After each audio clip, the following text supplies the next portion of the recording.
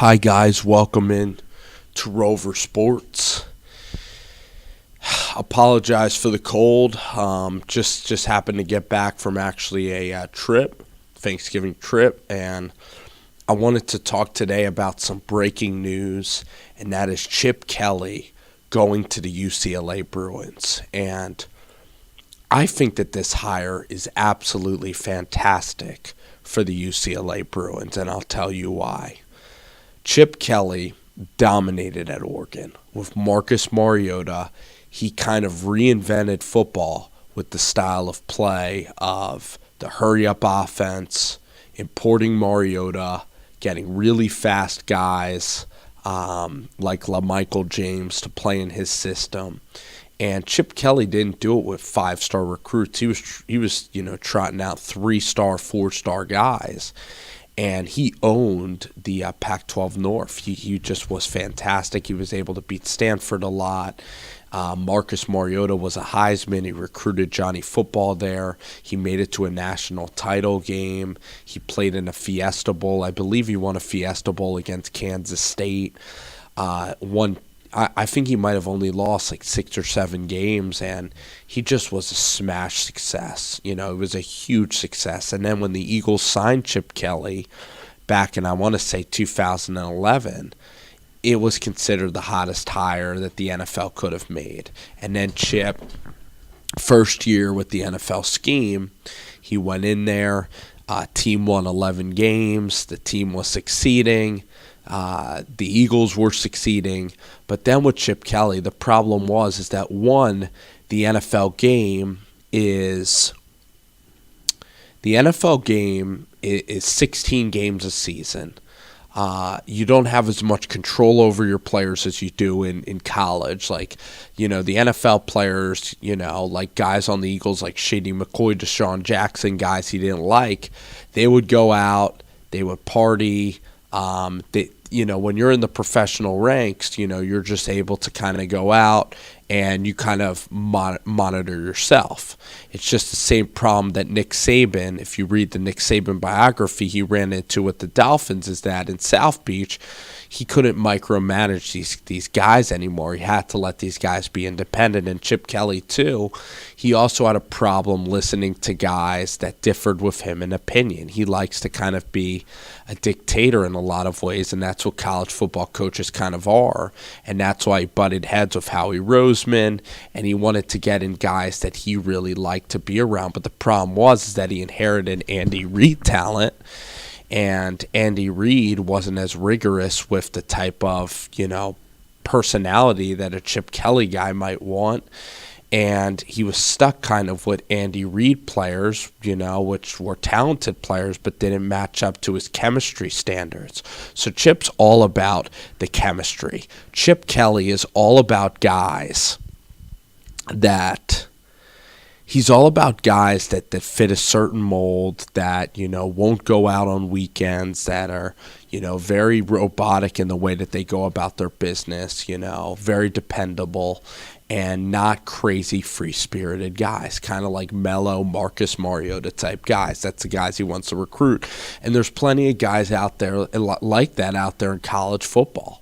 And that's why Chip was very successful there. So the NFL, it's harder to monitor players. Also at the NFL, each defense is very successful. So the difference in talent in the NFL, it really comes down to great quarterback play in the NFL and then out-scheming people in the NFL. With Chip Kelly in college, the way he was able to recruit, he had superior talents, and the way that he trained his guys. The cool thing about Chip is he would train his guys, and you only need to perform from September to just about the end of November. With the NFL season, it's about 2 months longer, because you add in, if your team makes the playoffs, like Chip Kelly's team, it was 17 games, where in college the maximum you can play, especially for the playoff, is 13 games. But also between the 12th game, your championship, and the playoff, that amount of time is like a month. So you're essentially, the college football season and also there's no mini camp, there's no, it's just summer, August workouts, and then you just flow right into college football. And then the college season is, it's September to about November. That's the college season. NFL season, training camps are rigorous and brutal. Starts off in August. And then it goes to, and then you play games, like serious games, sometimes Thursday night games. You play games until January. So that's 2 more months of football, of games that you're playing. And then, if your team makes the postseason, you then go January to about, January to February, okay? So for Chip Kelly, these guys are going to get tired. The system, the training regimen that he has is too rigorous. For college, it works perfectly, though, because in that, 12-week span that he's playing football from, September to November, that span of burning his guys out, it works perfect because you can go in that short. You could sprint that distance with those players. You simply, at the NFL level, you have to pace yourself. You have to come up with very innovative ways to keep these guys fresh. And also, Chip Kelly's dealing with 18 to 22-year-old kids that are in the prime of their athletic life, the prime of their endurance life. But you look at guys like Kerry Williams and even Jason Peters, and there's guys that simply don't practice in the NFL. And really don't practice a ton. Like I remember Plexico Burress would barely practice, but on game day he would show up and be elite. There's guys that take practices lightly because they're older players and they want to be there for game day. But with Chip, he didn't understand that at all. So not only did he not relate to the kids, but the practice schedules were brutal, and also, the scheme that he had offensively, the talent, was difficult because in the NFL there's no weak teams. Even the Browns have guys that are super talented, and it's like Chip's going against a Stanford defense every single week. So then the whole process just gets a lot harder to kind of out scheme people. The one thing I was frustrated with Chip Kelly, and I want to see him modify at UCLA, is I want to see Chip take the gas pedal off some possessions and start using clock, start using time of possessions, and intertwining that stuff, not going hurry up all the time, because he reinvented that. Since Chip Kelly could reinvent the hurry up, Chip Kelly could have the ability to come up with the next big innovative project. And I look at UCLA, it's not a historically unbelievable football powerhouse like their rival that lives 10 minutes down the road in USC. They're not the Trojans. They're not the mighty USC Trojans. They're UCLA. They're known for John Wooden. They're known for Bill Walton. They're known for Westworld. They're known for, even the what I grew up with was like the Kevin Love team with Russell Westbrook and Drew Holiday and Ben Howland. So I think it's a basketball school. And that's the cool thing for Chip, is that he's now in a market where he's not going to be under a microscope. That's the reason why I don't think he took the Florida job, is because Chip wasn't under a microscope. And in Florida, Chip would have been hounded by the media, hounded to do obligations, hounded to shake hands, kiss babies.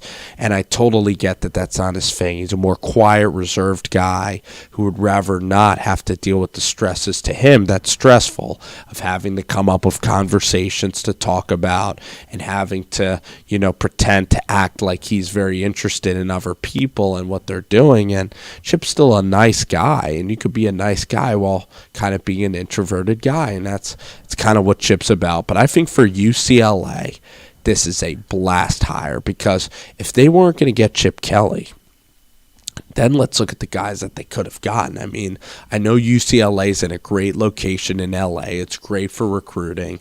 I know they have money. I know Josh Rosen just went there as a big high-profile quarterback. But you look at the Pac-12, and you have Washington. Oregon has had recent success. USC, Stanford. UCLA is way down on the list. In the Pac-12 historically. So, I mean, you could have went for a young, hip, unproven option. Maybe even UCLA would have went after Lane Kiffin, which would have been wild. I don't know. You could have tried a former NFL coach, but I think that this is by far a slam run hire. I think that this is the best hire on the market. I really do.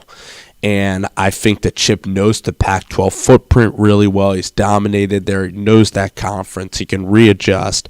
His college scheme will work. He gets to recruit 110 kids. He's going to have more talent. He's going to be able to control his own ship. He's not going to have to listen to NFL executives. He gets to remake his team every single year. That's exciting. That's why I would rather be a college coach than an NFL coach, because you have the ability to remake your team every single year. And you have a new quarterback, you have new receivers, new running backs every year. And you get to recruit, and it's all football. You're not stuck with the team you got. You're not stuck with having to pay Matt Stafford a ton of money or Kirk Cousins. Those guys are good for the time being, but then you have to go and just always just keep moving. It's always fluid, and that's why college is a beautiful thing. Now, for Chip Kelly, I think Chip has an ego. I think Chip wants to prove that he can still win at the NFL level, and if he's going to do that, he's going to have to he's going to have to adapt, and that's something that Chip did very poorly. He's going to have to adapt to being more sensitive and letting these guys have more freedom. He's going to have to be more, I think, willing to let certain personalities on NFL teams, kind of go their own way, do their own thing.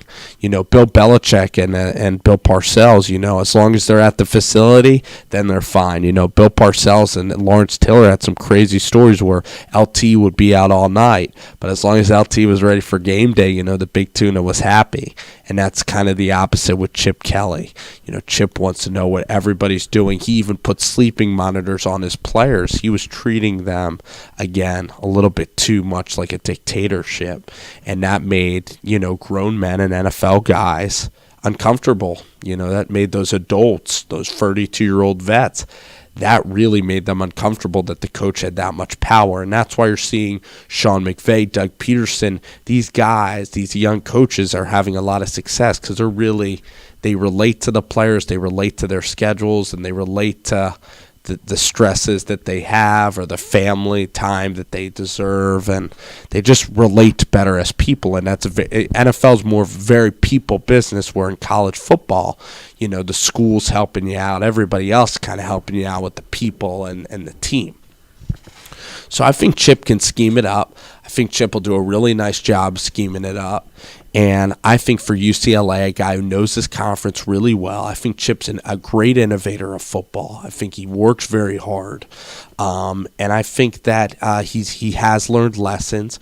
And this year has been a very good year for him to kind of learn the system of the college game. I think the dude's going to be very successful. I really do. But at the NFL level, he has to pace himself better. He has to, take time, with the possessions. He has to slow the game down if he wanted to succeed at the NFL level, pay more attention to the trenches, and do a lot of things differently. And, still do hurry up every now and then. But with Chip Kelly, he just kept running that thing into the ground. And you're going to have to be more creative. Chip only had 4 plays. Chip would then have to work hard to scheme differently every week. And those are adjustments that if he ever wanted to come back to pro football, he would have to make. But right now, he's going to out-athlete people at UCLA. He's going to recruit his guys, and he's going to dominate this Pac-12 for, I think, a very long time. So Chip Kelly in college football, great for the sport, and I think UCLA hit a home run hire, now leaves Florida at bay. You get Matt Campbell, Scotty Frost, who I think Scott Frost should go to Lincoln, and we'll see. Very intriguing stuff, though. Chip Kelly, Bruins head coach in LA.